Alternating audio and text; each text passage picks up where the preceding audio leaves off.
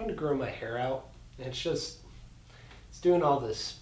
It's too much now. I like the idea of having long hair, but this transitional period where it just does things on my head, I don't like it. So for about a week now, I've talked about various things from my early childhood that were important to me. I talked about the Redwall books, I talked about Seven Professors of the Far North, we dug into Power Mark, and so I think it might be useful to start the conversation around nostalgia.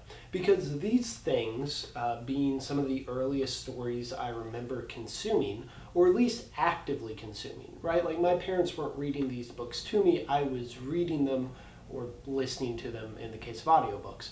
But I was actively choosing to spend time with these things. And so, because of the point of life where I am now, I feel like I have the greatest amount of nostalgia for these things. And as we move on in the month, we'll be progressively looking at stuff that I enjoyed more as I got older. But I do want to focus in right now and talk about why we enjoy nostalgia. And so I want to start by saying that part of the reason probably is just that nostalgia is a natural emotion or outlook to have towards things. And in that case, maybe enjoy isn't always the right word. I think most people have positive feelings around nostalgia, although I think they can also draw up some more bittersweet emotions. So I think that the natural state of it means that it slots in and it serves a function to us psychologically. I'm not smart enough to say what that is, but just like happiness or sadness serves a function for us psychologically, I think nostalgia does the same. So that's part of the reason. But I think we can get a little bit deeper, because I think there's natural occurs in the wild nostalgia, and then I think we also seek out nostalgia. Part of the reason we seek out nostalgia is because it's sold to us.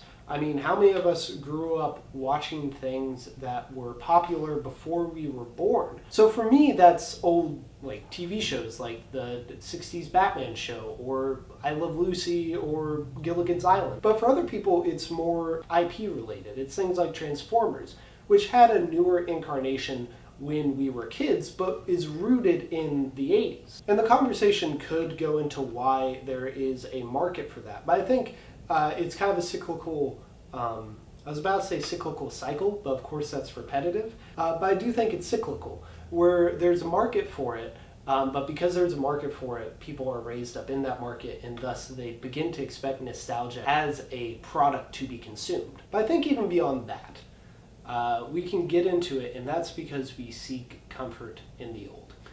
2020, I decided to do a new thing, and I decided to have a theme word for the year. A lot of people do this. I thought it sounded like a good idea, so I picked the word stability. Kind of vague, but it was where I wanted to be. Last year was a transition year out of college into the workforce. I wanted this year to kind of be the stable year. 2020 had different ideas.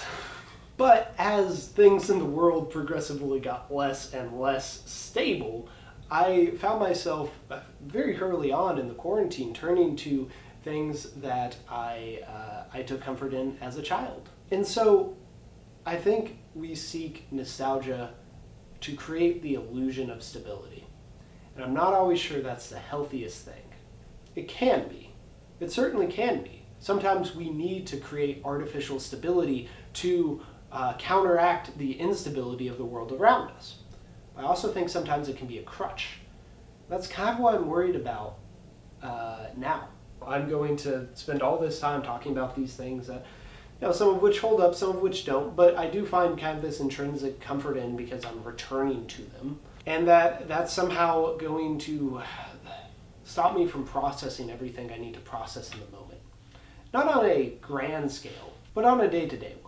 All that being said, though, I'm curious why you guys feel like we seek out nostalgia.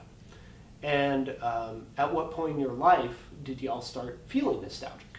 Because I when I saw so many people like seeking nostalgia when I was younger, I kind of created artificial nostalgia.